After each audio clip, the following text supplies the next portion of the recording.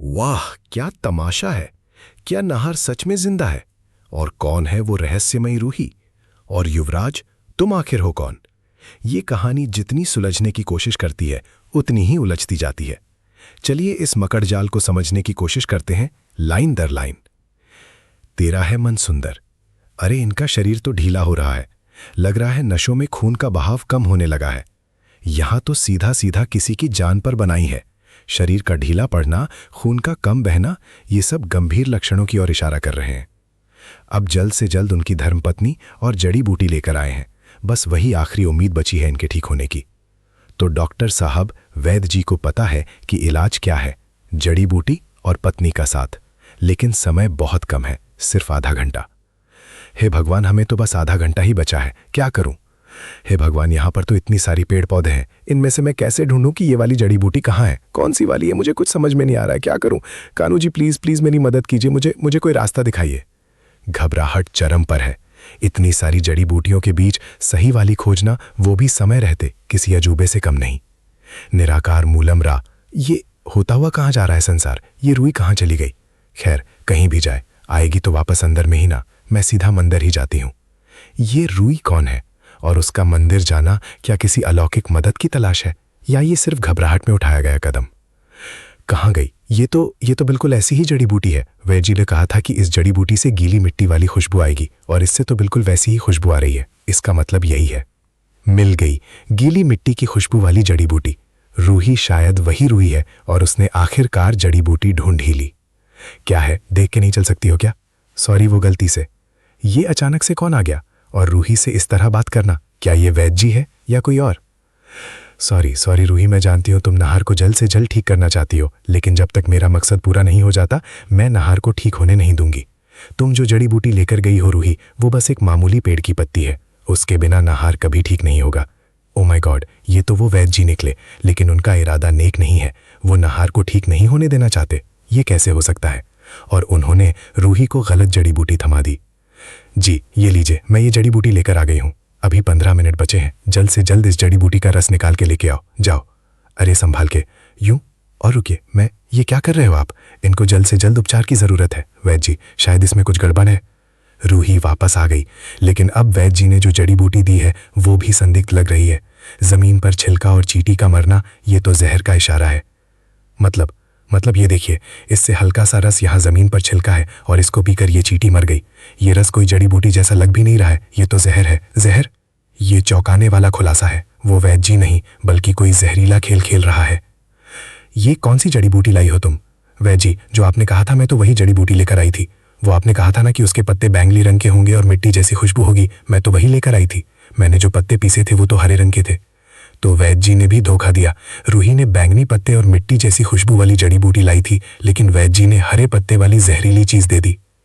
क्या देख के नहीं चल सकती हो क्या? सॉरी, वो गलती से। तो वैद्य जी, आप मुझे थोड़ा समय और दीजिए, मैं सही जड़ी बूटी लेकर आती हूँ। याद रखना पुत्री, हमारे पास सिर्फ 10 मिनट का समय है। समय और कम हो गया, 10 मिनट। रूही के पास सही जड़ी बूटी लाने का आखिरी मौका। वैद्य जी, आखिर वो जड़ी बूटी कहाँ चली गई? यहीं कहीं होनी चाहिए थी, पर वो दूसरी जड़ी बूटी, वो मेरे हाथ में कैसे आई? कुछ समझ में नहीं आ रहा है। अभी क्या करूं? माता रानी, आपने मुझे कोई रास्ता दिखाइए। मुझे कैसे भी करके बस नाहर जी को बचाना है। माता रानी, प्लीज मेरी मदद कीजिए। अब ये क्या?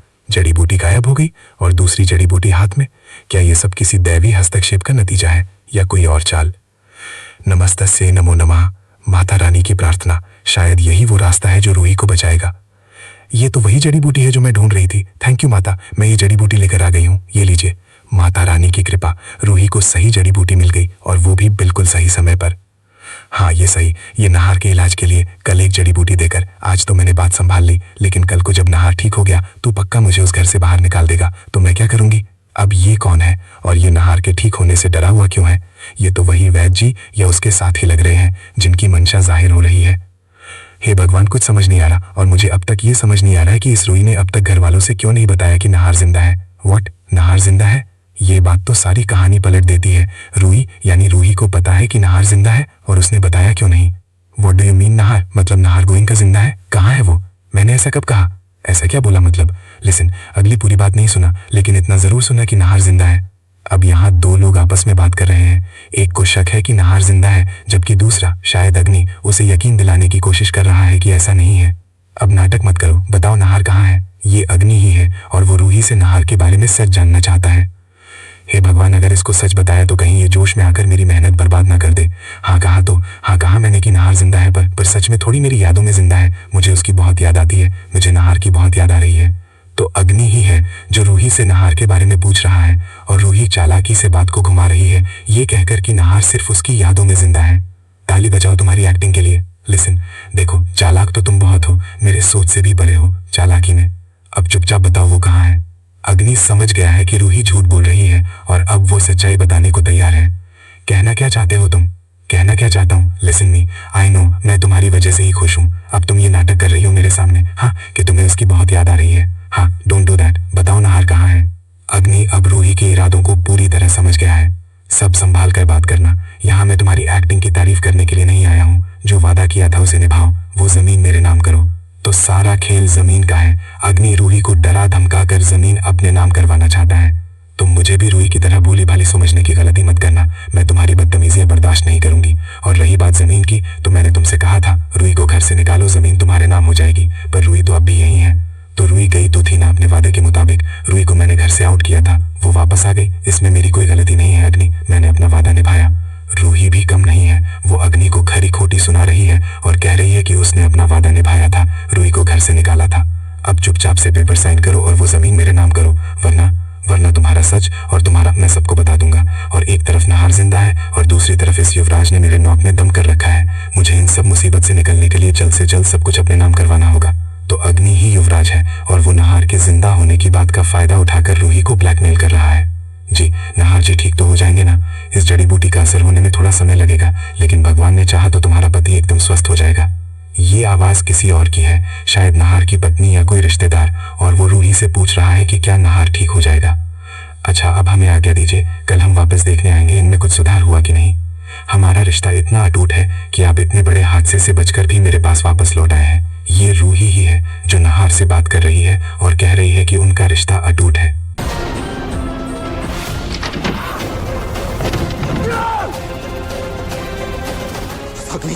आप देखिएगा, अब मैं आपको खुद से दूर नहीं जाने दूंगी। नहर जी, आपको ठीक होना होगा मेरे लिए, हमारे रूहान के लिए, हमारे होने वाले बच्चे के लिए। आपको वापस एकदम अच्छा होना होगा। जी, आप मेरी आवाज सुन रहे हैं ना? आपको हमारे पास वापस लौट कर आना होगा। नहर जी, हे भगवान, नहार और रूही का होने वाला बच्चा। इसका मतलब नहार जिंदा है और रूही उससे प्यार करती है। ये सब क्या है?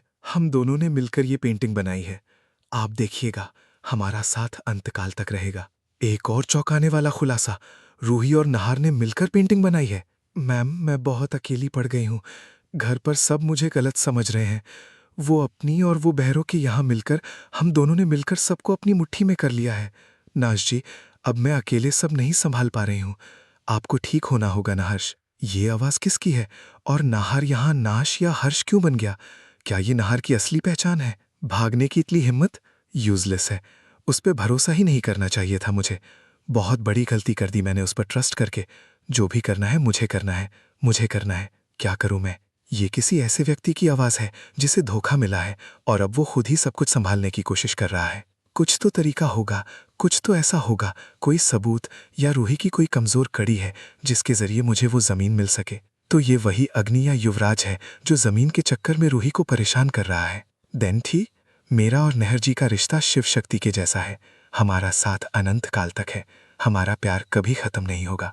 रूही अभी भी नहार से अपने प्यार का इजहार कर रही है। ओ माय माय, तो मैडम अपने हस्बैंड के लिए लिखती भी थी। It's a love story. Interesting. जरा मैं भी तो देखूं, ये तीसरा व्यक्ति कौन है और वो रूही की डायरी पढ़ रहा है। ये रहस्य और गहराता जा रहा है। दोनों की केमिस्ट्री कितनी डीप थी, कितना गहरा था उनका प्यार। Ruhi, Ruhi, I love you, I love you, I love you, I love you. हम दोनों ने मिलकर ये पेंटिंग बनाई है। आप देखिएगा, हमारा साथ अंतकाल तक रहेगा। ये रूही की डायरी का हिस्सा है जो उसके और नहार के गहरे प्यार को दिखा रहा है। जी, मेरी पूरी दुनिया सिर्फ आपकी मुस्कुराहट में बसी है। आपका नाम सुनते ही दिल को सुकून मिलता है। आपका प्यार हर सांस के साथ महसूस होता है।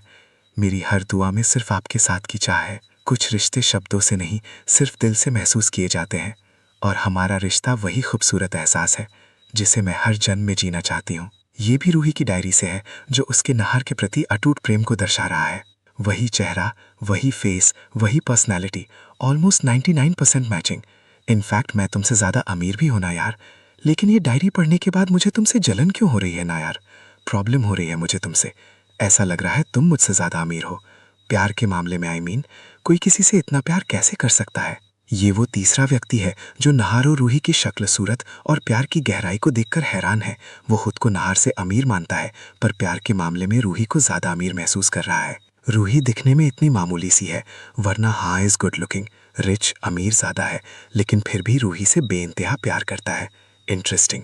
ये तीसरा व्यक्ति नहार, जिसको वो हाँ कह रहा है, की पहचान की ओर इशारा कर रहा है, जो रूही से बेइंतहा प्यार करता है। हेलो सर, बहुत बड़ी गड़बड़ हो गई। एक बहुत बड़े प्रोजेक्ट का नुकसान हो गया है सर। अचानक से एक बिजनेस कॉल। लगता है ये तीसरा व्यक्ति किसी बड़े प्रोजेक्ट से जुड़ा है। क्या क्या बक रहे हो तुम? अच्छा मैं अभी आया। Okay okay okay okay God. ये तीसरा व्यक्ति किसी बड़ी मुसीबत में पड़ गया है और उसे तुरंत जाना पड़ रहा है। हाँ, बहुत स्ट्रांग हो तुम। आज तो थैंक यू बोलने की ज़रूरत नहीं है। ये हमारे संस्कार में है कि अगर कोई मुसीबत में हो तो हम उसकी मदद करते हैं, ना कि उसका फ़ायदा उठाते हैं। ये कौन है जो किसी की मदद कर रहा है और संस्कार की बात कर रहा है? ये शायद रूही है। और जिस दिन से तुमने मेरे साथ बदतमीज़ी की है, उस दिन से अगर तुम्हारा सर फूटता ना, तो मुझे देखकर बहुत सुकून मिलता। पर फिर तुम में और मुझ में फ़र्क ही क्या रहता?